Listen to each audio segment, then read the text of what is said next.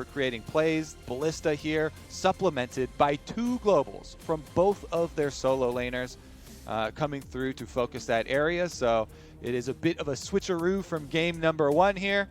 And we'll see if C9 can be the ones to focus on the Dragons. Yeah, we had big domination from Zeyzal and Bang last time on the bot. Even seeing Bang go back in CS on Kalista quite a bit early, they were able to put up so much force and pressure from that bot side, calling through an early swap in. It actually, I think, helped them a little bit and figure out how they wanted to get their fights when it wasn't C9 that was able to split push right away. Now it looks like we might get the same thing from C9 and still a fight comp coming in from EG.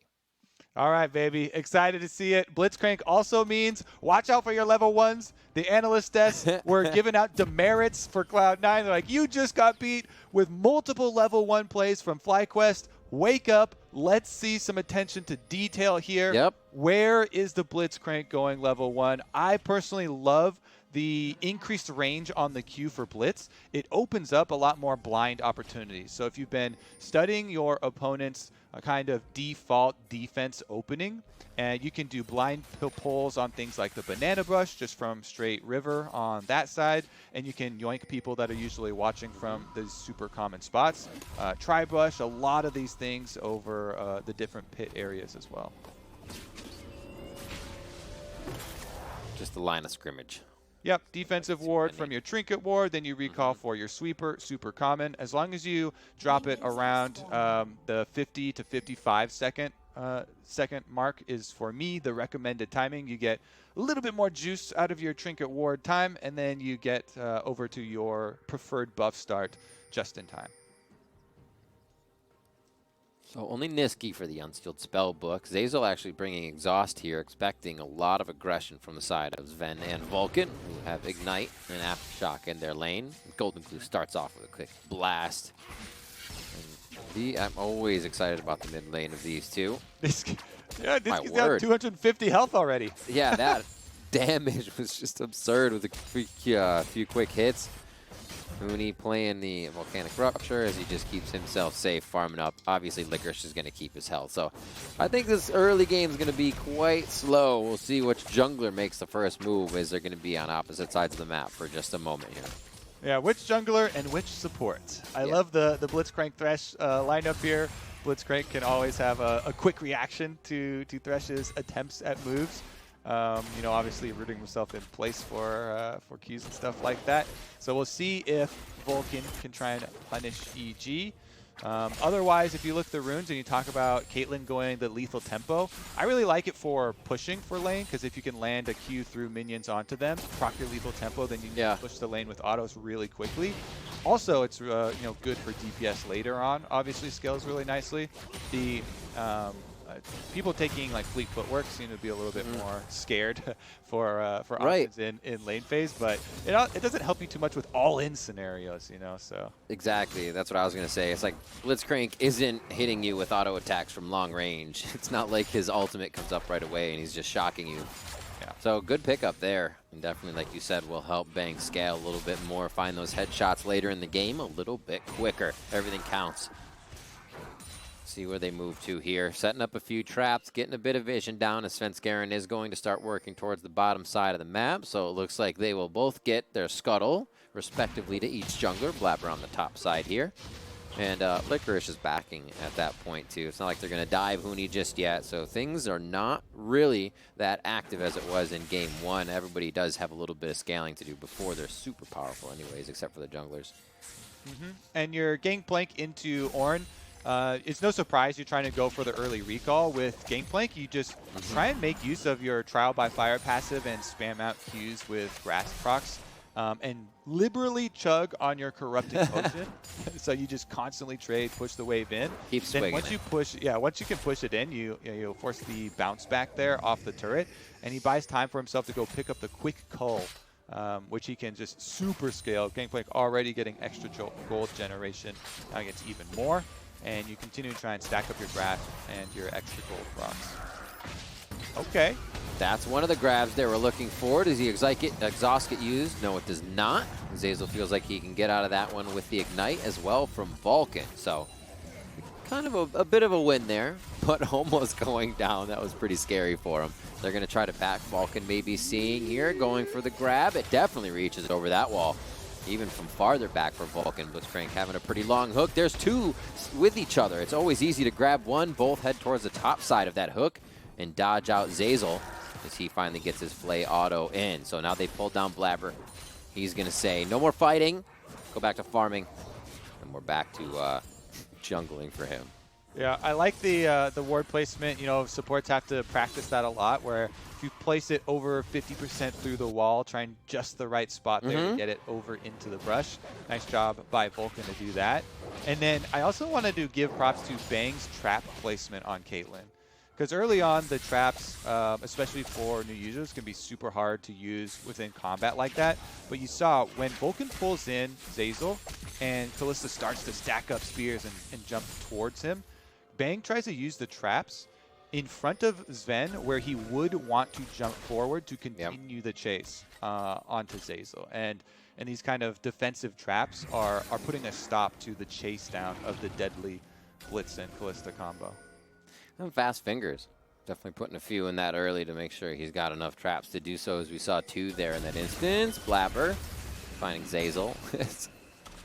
Warding is always dangerous, and unfortunately loses the investment of that one with only Blaber inside the jungle. Cloud may be drawing some attention here, but more so to see what happens in the mid lane, and that's already warded out by C9, so they know exactly what's going on. And we're on the roll here. Vulcan and Blaber with the Blitz roam. After first support back, Zeyzal and Svenskeren have to give priority over to them because it's a little bit more intimidating with the pull. But they're right back into the river to try and find any extra vision that was left behind. Ooh. They don't know there's a trailing snake on this one. Snake in the water.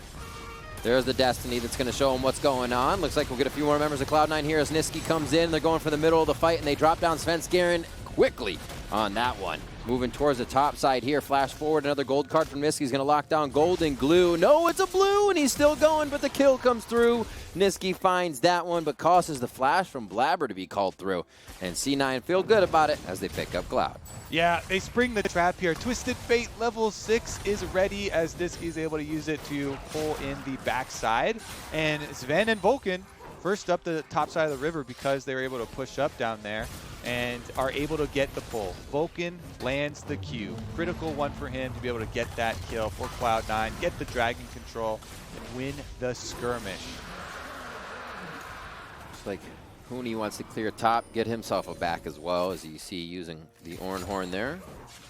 Licorice will teleport back in. So first Cloud over to Cloud9. We will see how this occurred, and you were right, the level 6 just coming in, and Nisqy was coming back to lane too, so he says, oh, that was necessary, thank you. Yeah, they line him up right on the wall there for Blaber, and then the pull on target for Vulcan. Nicely done by him to pull in. And that's when Nisqy just teleports right in on top of it. Gold card means they 100% to zero him. Really like the chase down too, though, onto GoldenGlue, as after they kind of separated the EG members. You know, them heading down through the river, man, all Cloud9 members could group up in focus fire, and EG were on two different sides of the fight, so it was kind of awkward for them.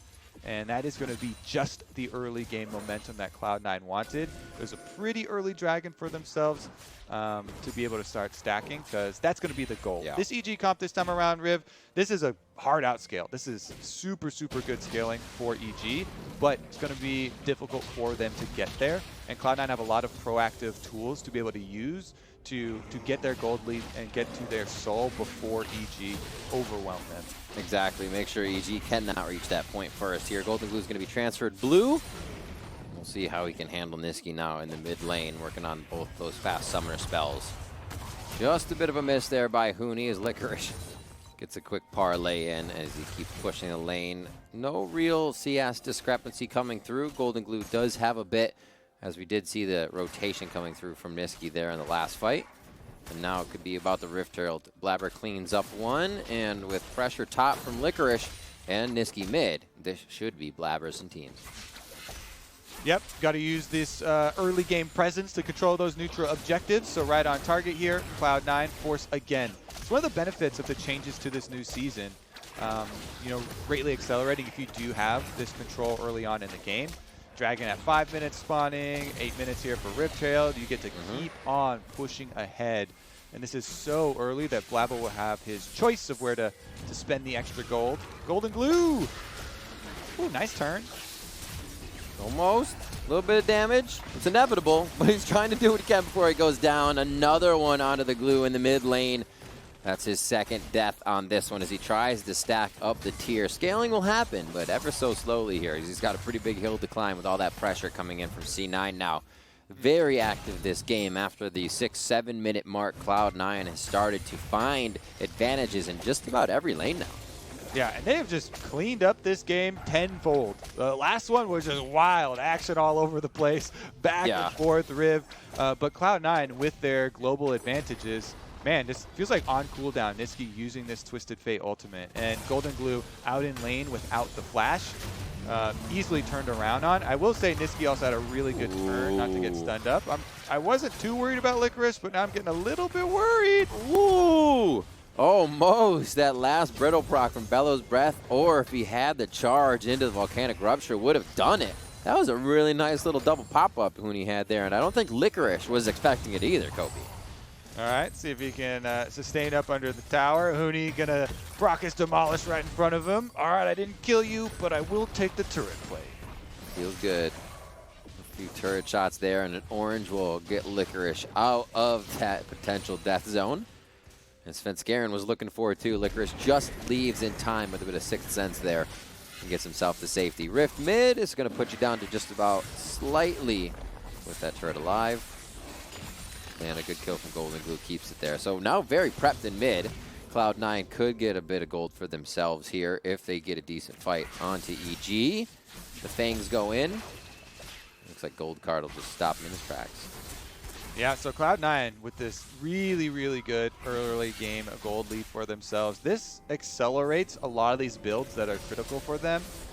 You know, Twisted Fate going to get the Rod of Ages stacking up really quickly.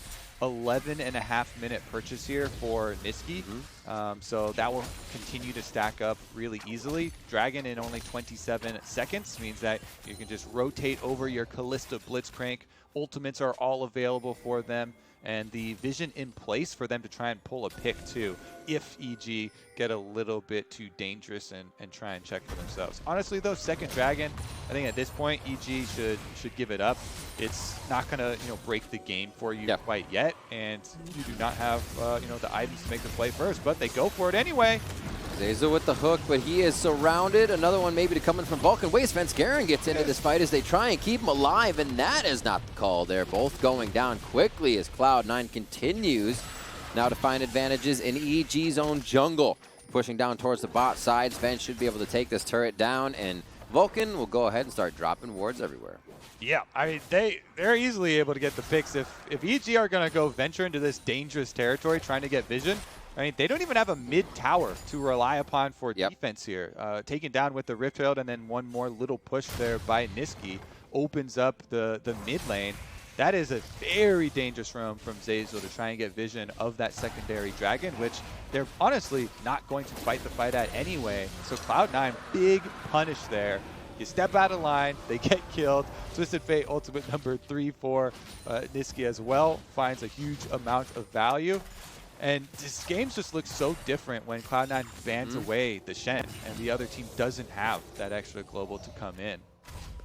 And look at the scorelines, Kobe. Svenskeren to Blaber, GoldenGlue to Nisqy. All the action there around the mid, but teleports around and then making sure they're hitting GoldenGlue after Nisqy got an advantage in that fight, knowing they could take down that mid laner quicker. They're really acting on the weak points right now of EG as they cannot find their footing. Looks like it's the pings towards the top side of the map for a few EG members as GoldenGlue needs blue once again. His cleanse is down for now. He's going to try to stay safe with that buff in the mid lane. And they really don't have too much forward vision, so wherever Blaber could be coming from, right now he could walk into EG's jungle. They wouldn't know. Huni's doing so much work here on this Ornn up there by himself, though. Even though Cloud9 are just swarming around the rest of the map, hard winning mid jungle, pressuring here from the bottom lane, moving up for a lot of plays. Huni's up there, bonking away on the turret, gets most of the turret plates, pressure and Licorice. Obi, now they're you gonna cursed him. Down. Oh my goodness. Nice Done it job. again. Blaber trying to come in. He takes a bit of damage, but once they get the touches on, it'll be the assist. It'll be the kill. No! EG quickly collapsing onto this. Two members of C9 almost going down the minion wave, really giving Svenskeren hell on this one. He finds the route around with the Sonic Wave and resonating strike takes him. Licorice picks up that kill, and now another one coming through here for Nisqy. That one got a little scattered for EG as they were trailing a fight they thought they were going to win, but C9 had the same idea. Yeah, that one definitely got a little scattered. And guess what? The only person up there from EG who lives is Huni, who they started it out on with Cloud9 going for that gank. And Svenskeren and GoldenGlue take a lot of tower shots diving that one. Bottom side, we'll see if the same happens again, because guess what? Twisted Fate Ultimate is up, so that means Bang and Zeyzal are like, all right, we're out. I guess I'll just leave. Can he slip back in? It's dangerous. He's waiting for his jungler to come. Oh, I kind of want to, but I shouldn't. Can you help me with these 3 minions? And Zven nicely allowing that wave to die to the turret as much as possible. Quickly wards forward as we see this one more time. The long fight that EG looked like they were going to come out on top. Right, so Huni's buying time right now. He's just like, hey, I'm going to buy time. He goes into the brush so they can't see him, doesn't take damage until he absolutely has to. Goes for the 1v2, gets him with the double brittle. And Svenskeren, he wants to get the angle past the minions, so he takes 2 turret shots on the way in. And even though he gets the kick for that kill, GoldenGlue then within tower range also takes a turret shot on the way out. He gets chunked down, and that dive from EG on the attempted counter actually kind of backfires against them. The Scryer's Bloom from Nisqy hit over by their Raptors was perfect. Swept right over both members rotating from Evil Geniuses. Really was able to give them the UAV when they came in on the fight to make the right decision. 6,000 gold here, 16.5 minutes in for Cloud9. They came back strong in game 1. It was a back and forth. Cloud9's inhibitor fell first on the bot side of the map as they were blue, and then started to win fights as EG could not break the base. Here, Cloud9 carried game 1 momentum, and it is all their tempo. Setting up wards now, looking for more hooks for Vulcan as they create opportunities for themselves on C9. Yeah, and this is the type of Cloud9 that people saw in spring, and we're expecting for all of summer as well, and did get to see in the beginning. So with a few adjustments, they're at it again. Vulcan now, see if he can get GoldenGlue. Right after the petrifying gaze, he just hits him, pops him up, no follow-up damage. Nisqy's still healthy even after taking that ultimate. And the Rift Herald on the bot means they can focus wherever they want to as that wave crashes in with Nisqy. C9 able to work all over the map right now, and Licorice is still defending top against 2. Nisqy, man, it just feels like GoldenGlue cannot land a Cassiopeia ultimate on him. Every time, quick turns, shows He's a dancer. Back. He is a dancer. And he's dancing here with Shelly, right on through to the inhib. That he is. Here into the mid lane, C9. Nisqy, stopwatch goes down, trying to keep himself safe, but nope, that's not going to work. Our caster cursing is getting real good, though. Whoever we're talking about and a play pops out, boom, dead. Nisqy's done. Consistency, Kobe. That's what we aim for. Here we go. Nice hop out of that.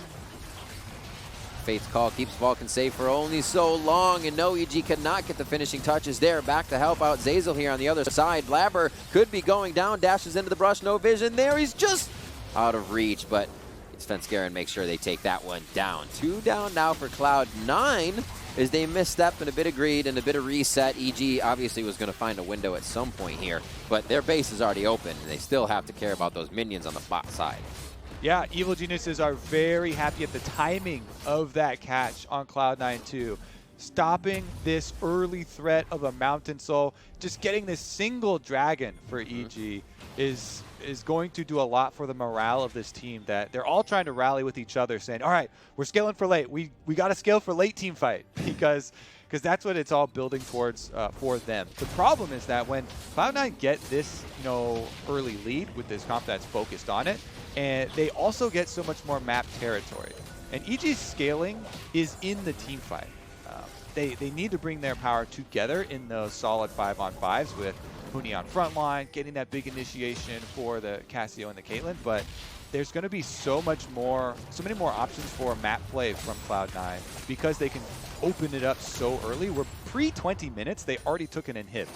It's kind of crazy. Bottom inhib is down before Baron even spawns, so C9 just have all these options for extra pressure with supers on bottom side, baiting them over to Baron and looking for these picks. It never really allows EG to set up a controlled 5-on-5. Here's another look at the dive as Nisqy goes real deep into the rest of the team. Nice hook, Zeyzal.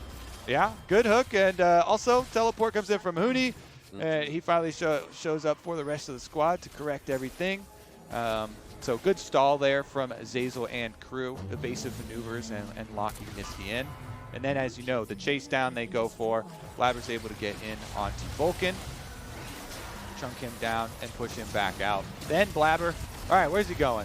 Nice little play there once again from Zeyzal. He's really been on point this series despite the troubles that EG have had. You see GoldenGlue hovering around the bottom as that inhib went down. See who's down there to keep farming that up now as they have super minions there.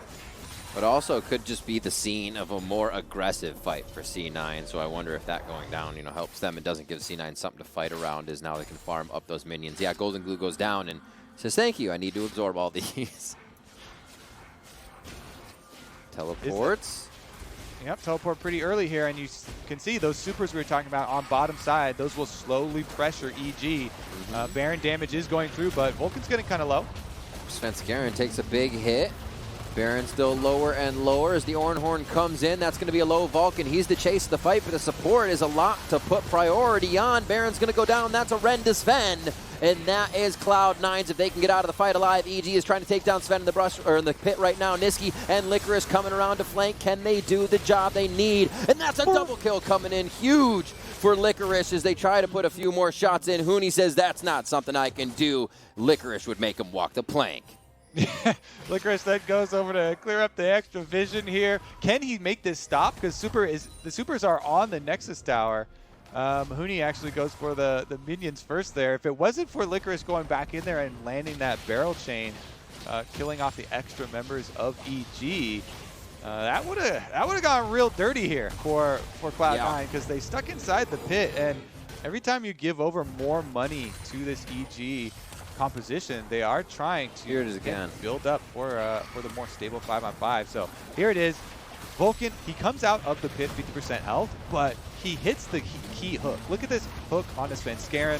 Attempted dodge, but he lands it, and they take down the EG jungler.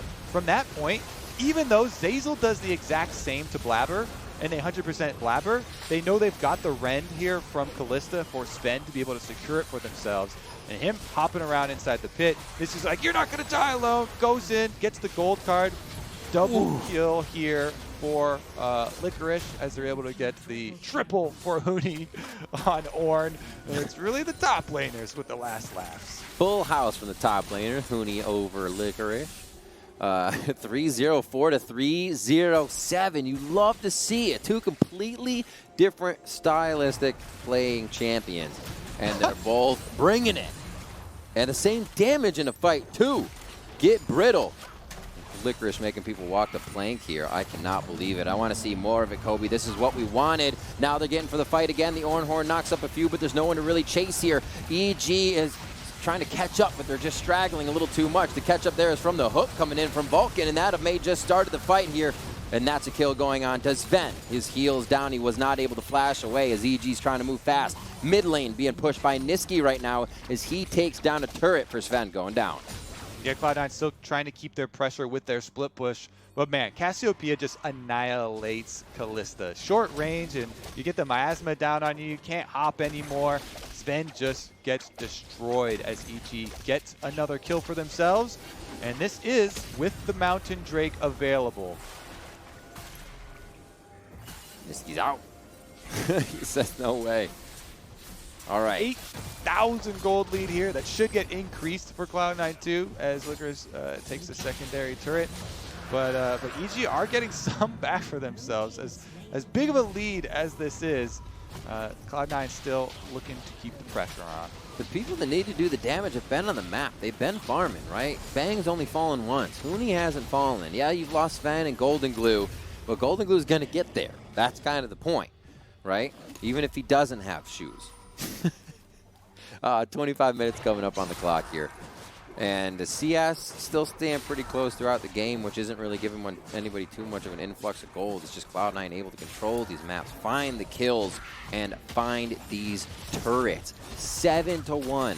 Bottom inhibitor for EG is finally spawned here, as they do not have much to work with, but are still finding fights that are turning Cloud9 away every so often.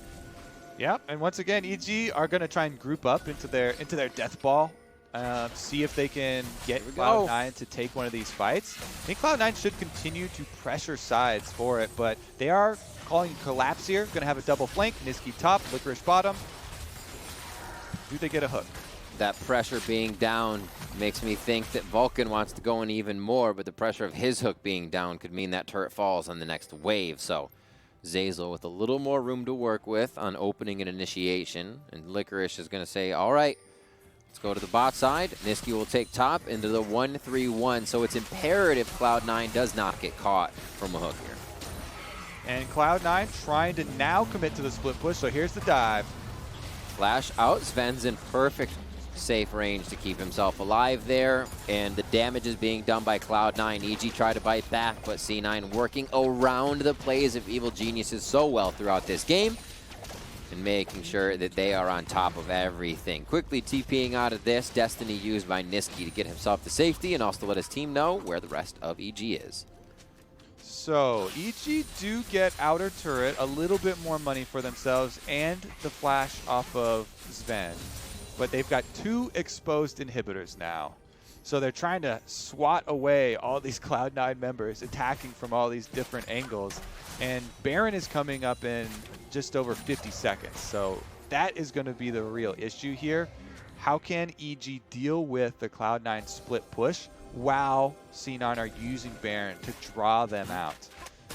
It's going to be very difficult, but from Cloud9's side, they've got the level 16 Gangplank with teleport available here for Licorice, as well as Nisqy waiting on the cooldown of his Twisted Fate ultimate from his last excursion split pushing. And they can just try and keep that pressure up on Evil Geniuses and force a poor decision. A little test on Licorice there. Let's see how much this bullet does. And he has oranges. I like it. Moving back up. That's just a quarter of the way cooled down for Bang, so he should have ace in the hole before any major fight there. Clean up for Nisqy on the bot side here. EG just trying to put the carrot out there. Nobody from C9 wants carrots right now. Nobody's taking this fight. It's definitely a dangerous one to go for. Yeah. Huni's like, just fight me once. Somebody pull me in and leave in. They're going to force, are they going to force on Baron before Cloud9 can set up their split push? They're going to try and force Cloud9 out of this timing window. I wonder if they walk it back to this trap line, right? They still have a ward just above them they need to clear. And C9 sees it, obviously, before the fight starts now. But here it is, Kobe. They are going to try to rush it. Damage from Cassiopeia is pretty huge if they can keep GoldenGlue on it. Right now, he's actually separating for the fight. Cannon Barrage goes down when they need it. Nisqy to the top side, and he almost takes out Svenskeren with just a few spells. Svenskeren Rage kicks Nisqy away, and the fight ensues over towards the Baron pit. A great Ornn from EG, but they're not really able to deliver any damage to the side of Cloud9. A lot of knockup, a lot of combo, but no follow-through, and C9's able to stay alive. All 5 members in the Baron pit. Yeah, Nisqy teleports through with the Twisted Fate to pressure Svenskeren back out of the fight, and just rend through the double front line there. Big burst comes at the end. Cloud9 with Baron. Now your split push is really empowered. This mountain that comes up is not Soul, so they actually don't even have to worry about giving up the extra dragon either, as they really just need to get back to work pushing so they can end this game before EG get any more powerful. Here's another look at it. Gangplank ultimate with the center right on Svenskeren and Baron mean that Nisqy, he goes right for him. Then you look at the front line. Hook here in from Zeyzal. GoldenGlue tries to follow it up with the AoE, but Zven got the ultimate off there for Kalista, pulling it back Vulcan for the big knockup. And all the while there, Licorice on the top side, getting the Gangplank barrel damage done, setting them up for the rend on the front line. GoldenGlue lost his Banshees there, moving too close to Baron as well right before that fight started, so he wasn't able to get too close to Vulcan either way. So little things going there as EG tried to pressure C9 into the fight. I mean, at this point you have to. You got to respect the try there and going against this squad that can really just start to pummel fights even though they can split push too. Vulcan here on the side. Vision wards being placed, so they are denying everything EG has here. And it's going to be 3 members towards this bot to try and keep that down. Nisqy doing a bit of work on each of the lanes here as he starts to bring it up middle. Okay, they're trying their best here for EG. Caitlyn traps go down, trying to fend off the Baron empowered push from Cloud9. This is going to be it. Huni looking for the big Ornn ultimate. Now that C9 are in the smaller corridor, if he can get a good one. My thoughts exactly. Quick grab in onto Svenskeren, and it looks like Vulcan will not get a kill out of that. It's a stopwatch for the Lee Sin, and he keeps himself safe. The base cannot get that same result. The inhibitor is going to be going down. There's another hook. Oh, they get it. The Fate's Call grab. You love to see the Ballista coming in, and they're going to be able to get themselves a few. The Teemo fingers go up. Everybody says high five around. We're getting the combo, and now they're going to be taking down EG in their own base. 30 minutes on this one, a little bit faster, Kobe, as they found the way this composition was working from the get-go. Cloud9 takes game 2 quite swift. All right, couple more autos on the Nexus. Do we go for KDA, Riv? Oh, of course goes we down do. First. Huni, the only one left alive at the Nexus. How fitting for EG. He's definitely been putting in a lot of work, but Cloud9, this one, game 2, much more convincing than game number 1 for C9, putting themselves up 2-0 in the series at set point. And what a way to pick off the rest of the composition and the team with Blitzcrank, with the rest of what they were doing this time around. They're bringing variety to the table, and it seems like they're having fun doing it on the side of C9. And the games, again, got pretty brawly. I'm always happy to see that. Yeah, I mean, remember back to the beginning of this game, because that was where so much of it was determined. The roam through the river. Nisqy's able to use his first Twisted Fate ultimate. Good pincer movement by Cloud9. They're able to have Vulcan land the Blitzcrank hook. They get first blood, start stacking their dragon pressure early, and they're able to use the advantage with their jungle, with their mid, basically on cooldown for the Twisted Fate ultimate. Right, and then we saw them go after GoldenGlue. And then again after GoldenGlue, and then again after GoldenGlue. And they definitely made his life tough. So maybe we'll see some more protection around that. Maybe changes from that side of EG to figure out how that mid lane can be more of a priority and protected. We're stepping away right now. When we return, the State Farm Analyst Desk breaks down that match of the series.